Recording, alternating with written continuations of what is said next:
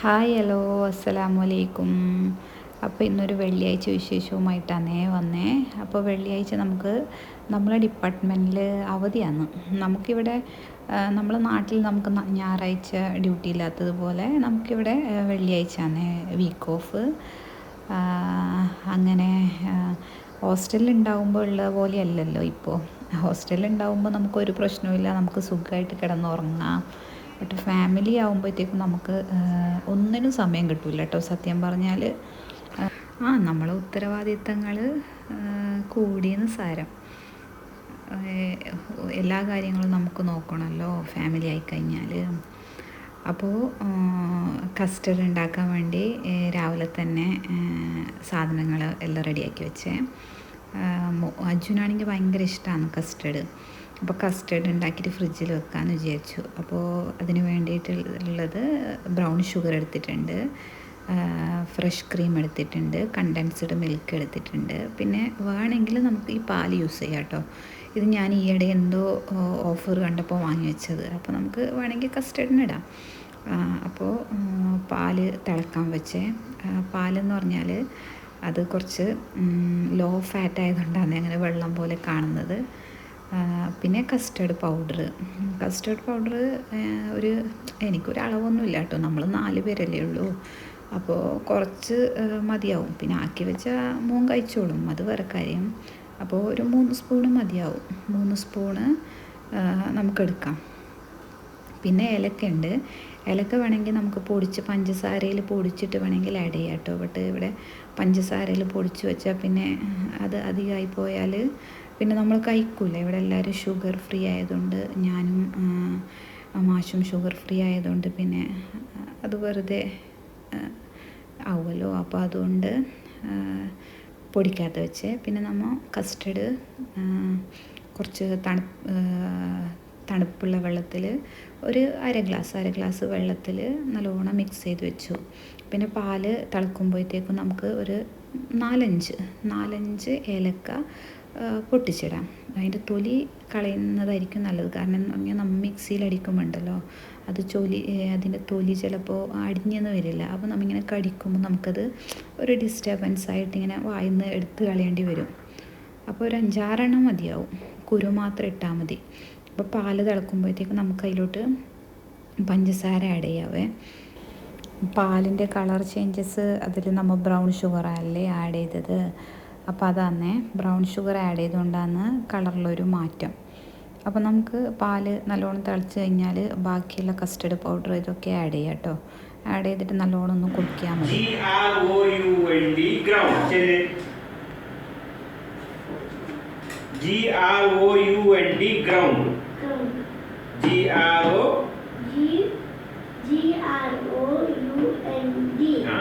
The aeroplane is flying far from the ground. What it means? True. What it means? ഇതുണ്ടല്ലോ പഠിപ്പിക്കാമെന്ന് ഇടയിൽ, പള്ളി പോകാൻ സമയമായില്ലേ. അപ്പം അതിൻ്റെ ഇടയിൽ കുറച്ച് പഠിപ്പിക്കാൻ വിചാരിച്ചിട്ട് പിന്നെ നമ്മൾ നേരത്തെ പറഞ്ഞ ഇൻഗ്രീഡിയൻസൊക്കെ ആഡ് ചെയ്തിട്ട് നല്ലോണം കൈവിടാണ്ട് ഇളക്കണേ. കൈവിട്ട് കഴിഞ്ഞാൽ പിന്നെ ചിലപ്പോൾ കസ്റ്റർഡ് പൗഡർ ചിലപ്പോൾ കട്ട പിടിച്ചെന്ന് വരും. അപ്പം നമുക്കിത് നല്ലോണം മിക്സ് ചെയ്തിട്ട് നല്ല തിളച്ച് അതൊരു കുറുക്ക് പരിവാവണം. നമുക്കിങ്ങനെ അത് ഇളക്കുമ്പോഴത്തേക്കും നമുക്ക് മനസ്സിലാവും അത് കട്ടിയായോ ഇല്ലയോ എന്നുള്ളത്. അപ്പോൾ എൻ്റെത് കുറച്ച് പൗഡർ കുറച്ച് കുറവായിരുന്നേ, അതുകൊണ്ട് അത് കുറച്ച് ലൂസായിപ്പോയി. പിന്നെ നമുക്ക് ഉച്ചത്തേക്ക് ചിക്കൻ ബിരിയാണിയാണ്. അപ്പോൾ ചിക്കൻ ബിരിയാണിയിലേക്കുള്ള ചിക്കനാണ് ഇത്. ചിക്കൻ ഉണ്ടല്ലോ വലിയ സ്മോൾ പീസാണ്. വലിയ പീസാക്കാൻ പറഞ്ഞിട്ട് അവർ ചെറുതാക്കി തന്നു. പിന്നെ അതിലേക്കുള്ള ഗ്രീൻ മസാലയ്ക്ക് പച്ചമുളക്, ഇഞ്ചി, മല്ലിയില, പുതിന കുറച്ചേ ഉള്ളൂ, കുഴപ്പമില്ല. പിന്നെ നമുക്ക് വെളുത്തുള്ളി, ഇത് ഇത്ര ഇട്ടിട്ട് നമുക്ക് മിക്സിയിൽ നന്നായിട്ട് അരച്ചെടുക്കാം.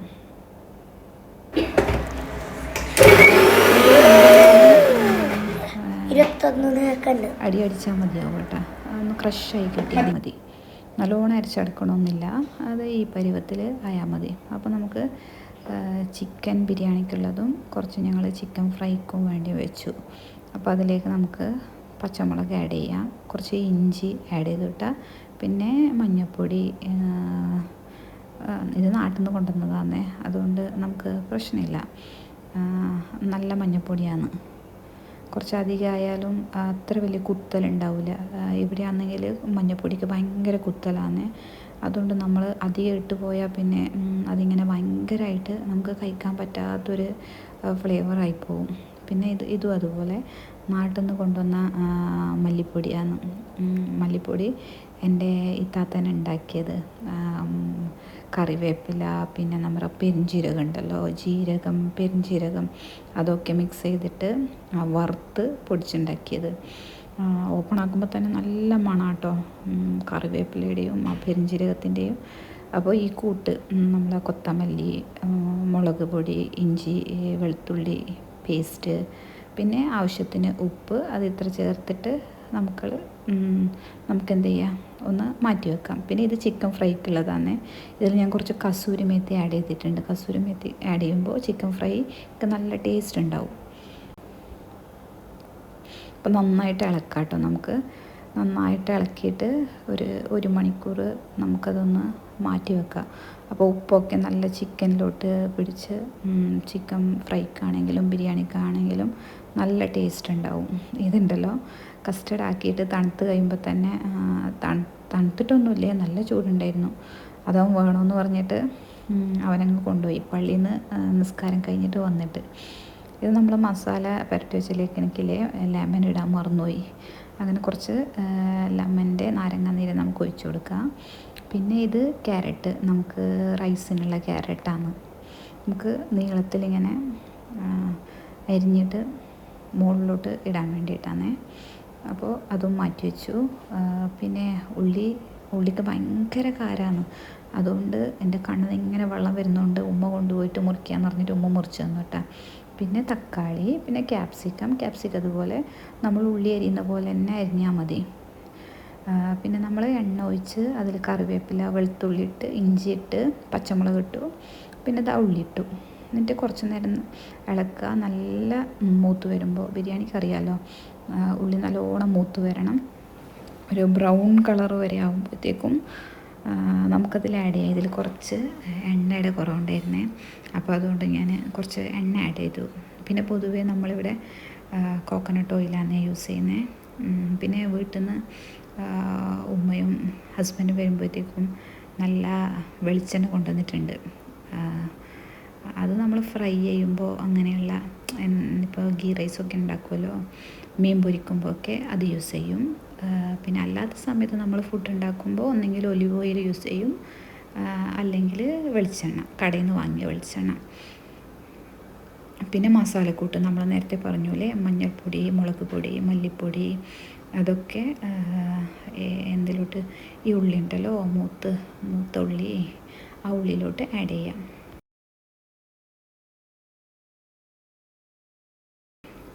എന്നിട്ട് നന്നായിട്ട് ഇളക്കുക കേട്ടോ.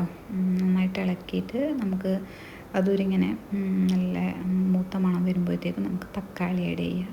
എന്നിട്ട് തക്കാളി കുറച്ച് നേരം ഇളക്കിയിട്ട് മിക്സ് ചെയ്ത് വെക്കുക കേട്ടോ. ഇതുണ്ടല്ലോ, നമുക്ക് ചെറിയ പാത്രമില്ല ഇവിടെ.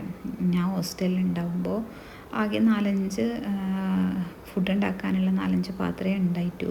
പിന്നെ പുതിയത് നമ്മൾ വാങ്ങിയിട്ടുമില്ല. കാരണം എന്ന് പറഞ്ഞാൽ നമുക്കിപ്പോൾ വാങ്ങിയ വീടെന്ന് പറഞ്ഞാൽ ഭയങ്കര കൺജസ്റ്റഡാണ്. നമുക്ക് കിച്ചണിലാണെങ്കിൽ ഒരാൾ കൂടുതൽ നമുക്ക് ഇരിക്കാൻ പറ്റില്ല, നിൽക്കാൻ പറ്റില്ല. അത്രയ്ക്കും ചെറുത്, ഭയങ്കര ബുദ്ധിമുട്ടാവും. പിന്നെ ഇവിടെയാണെങ്കിൽ നമുക്ക് കുറേ അന്വേഷിച്ചിട്ട് കിട്ടിയ റൂമാണിത്. അപ്പോൾ പിന്നെ ദൂരം പോയിട്ട് എടുക്കാമെന്ന് പറഞ്ഞാൽ അത് നടക്കണ കാര്യമല്ല. എന്തെന്ന് പറഞ്ഞാൽ നമുക്ക് ഹോസ്പിറ്റലിൽ ട്രാൻസ്പോർട്ടേഷൻ പ്രൊവൈഡ് ചെയ്യുന്നില്ല. പിന്നെ ദൂരമായി പോയാൽ നമ്മൾ തന്നെ നടന്ന് വരണം, അല്ലെങ്കിൽ നമ്മൾ തന്നെ വണ്ടി ഉണ്ടാക്കി വരണം. അപ്പോൾ അതുകൊണ്ട് അടുത്തുള്ള ഒരു റെൻറ്റിന് റൂം എടുത്തിട്ടാണ് ഇപ്പോൾ ഉള്ളത്. പിന്നെ നമ്മൾ ബിരിയാണി മസാല ഉണ്ടാക്കുന്ന സമയത്ത് നമുക്ക് റൈസിൻ്റെ മുകളിൽ നമ്മൾ നല്ല വറുത്ത് ഉള്ളി ഇടുമല്ലോ. അപ്പോൾ ആ ഉള്ളി ഒന്ന് മറ്റേ സൈഡിൽ ഞാൻ മൂക്കാൻ വെച്ചേ. അപ്പോൾ അത് നല്ല ബ്രൗൺ കളറായപ്പോൾ ഞാനത് എടുത്ത് മാറ്റി. പിന്നെ അത് എണ്ണ ഉണ്ടല്ലോ, വെളിച്ചെണ്ണയിലിട്ട് നമുക്ക് ബിരിയാണിക്കുള്ള ചിക്കൻ ഉണ്ടല്ലോ, അത് ഞാൻ ജസ്റ്റ് ഒന്ന് ഫ്രൈ ചെയ്തെടുത്തു. പിന്നെ ഇതിലേക്ക് കുറച്ച് തൈര് ആഡ് ചെയ്തേ. തൈര് ആഡ് ചെയ്യുമ്പോൾ നമ്മളെ നല്ല ഒരു പുളിപ്പും പിന്നെ ഓവർ സ്പൈസി ഉള്ളത് ബാലൻസ് ആവുകയും ചെയ്യും. അപ്പോൾ ചിക്കനിലേക്ക് ആഡ് ചെയ്തു, നല്ല വറുത്ത ചിക്കൻ. പിന്നെ കുറേയൊന്നുമില്ല കേട്ടോ, കുറച്ച് ബിരിയാണിയെ ഉണ്ടാക്കിയിട്ടു, കാരണം ഞങ്ങൾ 4 പേരുള്ളത് കൊണ്ട് അത്രയും മതിയാവും. അങ്ങനെ ചിക്കന് ഇട്ടിട്ട് നല്ലോണം ഒന്ന് ഇളക്കുക.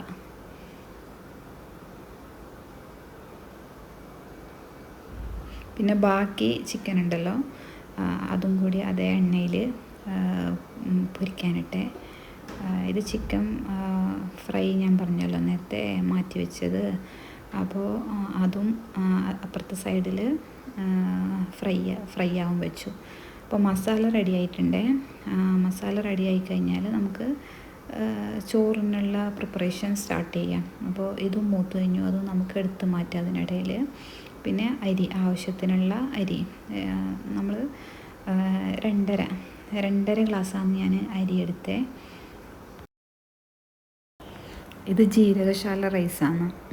ഇതിനിടയിൽ ഞാനൊരു 3 മാസം മുമ്പ് ഞാൻ ഹോസ്റ്റലിൽ ഉണ്ടാകുമ്പോഴേ മറ്റേ വയനാടൻ കീമ റൈസ് എന്ന് പറഞ്ഞിട്ട് ഒരു റൈസ് ഉണ്ടായിരുന്നു. അതെനിക്ക് ഭയങ്കരമായിട്ട് ഇഷ്ടമായിട്ടാ. നല്ല ഒരു മണം, ആ ഒരു ഇതൊന്നും എനിക്ക് ഈ റൈസിന് കിട്ടിയില്ല. ഇതിൻ്റെ മണം ഇല്ല എന്നല്ല, ബട്ട് ആ വയനാടൻ കീമ റൈസിൻ്റെ അത്ര പോരാ ഈ ജീരകശാല റൈസ്. പിന്നെ ചില സമയത്ത് നമ്മൾ ബസ്മതി റൈസ് കൊണ്ടും ബിരിയാണി വെക്കും കേട്ടോ. അപ്പോൾ നമ്മൾ റൈസിന് വേണ്ടിയിട്ട് നാട്ടിൽ നിന്ന് കൊണ്ടുവന്ന വെളിച്ചെണ്ണയാണ് വെച്ച്, വെളിച്ചെണ്ണയിലോട്ട് ഗരം മസാല, കുരുമുളക് അതൊക്കെ ആഡ് ചെയ്തു. എന്നിട്ട് അത് മുത്ത് വരുമ്പോഴത്തേക്കും റൈസ് കഴുകി വെച്ച റൈസ് ഇട്ട് കൊടുത്തിട്ടാ. ചില ആൾ വെള്ളം തിളച്ച് കഴിഞ്ഞിട്ട് അതിലേക്ക് റൈസ് ഇട്ട് ബിരിയാണി വെക്കും. ഞാൻ നമ്മുടെ എണ്ണ ഉണ്ടല്ലോ, എണ്ണയിലോട്ട് ഈ കഴുകി വെച്ച അരി ഇട്ടിട്ട് നല്ലോണം റോസ്റ്റ് ചെയ്തെടുക്കും. എന്നിട്ടാണ് വെള്ളം ഒഴിക്കുന്നത്. അപ്പോൾ അരി ഇട്ടിട്ട് ഒന്ന് ഇളക്കി കൊടുക്കുക. നല്ല ചൂടുണ്ടല്ലോ ചട്ടി, അപ്പോൾ ചിലപ്പോൾ ചട്ടിയിൽ പിടിച്ചെന്ന് വരും. അപ്പോൾ ഇത് റൈസിനുള്ള വെള്ളമാണ്. വെള്ളത്തിലോട്ട് ഞാൻ ആവശ്യത്തിന് ഉപ്പ് ആഡ് ചെയ്തിട്ടുണ്ട്.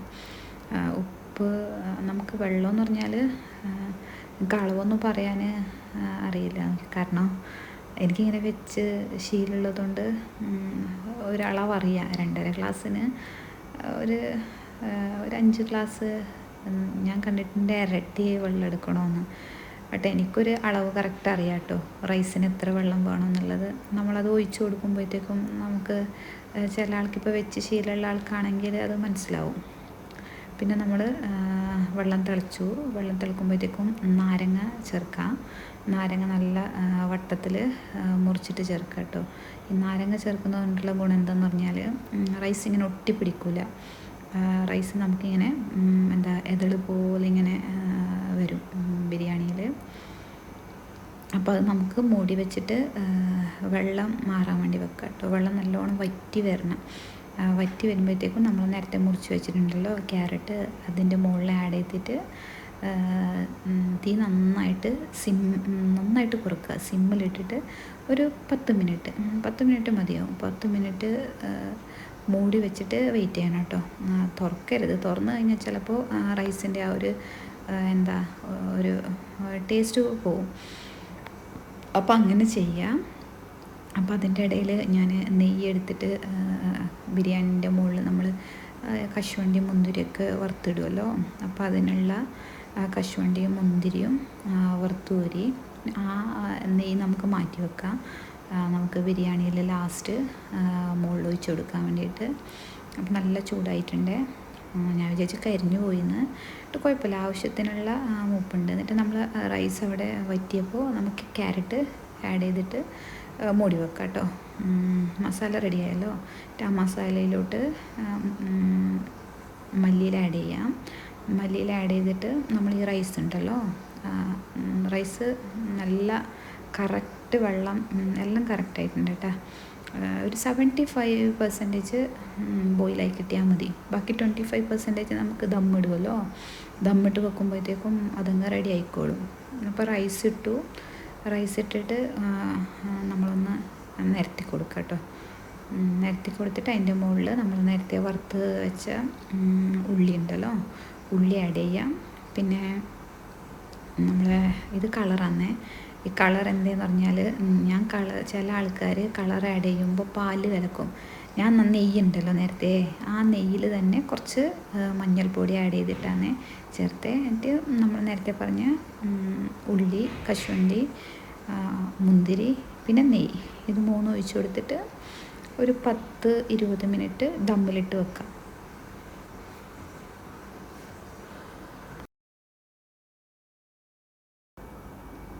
പിന്നെ ഞാൻ കുറച്ച് ബിരിയാണി മസാല പൊടി ഉണ്ടല്ലോ, ആ റൈസിൻ്റെ മേലെ കുറച്ച് വിതറി കൊടുത്തേ. റൈസിന് ആ ഒരു ഫ്ലേവർ കിട്ടാൻ വേണ്ടിയിട്ട്, ബിരിയാണിയുടെ ഫ്ലേവർ കിട്ടാൻ വേണ്ടിയിട്ട്. അപ്പോൾ 20 മിനിറ്റിന് ശേഷം നമ്മൾ ബിരിയാണി റെഡി ആയിട്ടുണ്ട്. കറക്റ്റ് റൈസൊക്കെ കറക്റ്റ് വന്നിട്ടുണ്ട് കേട്ടോ.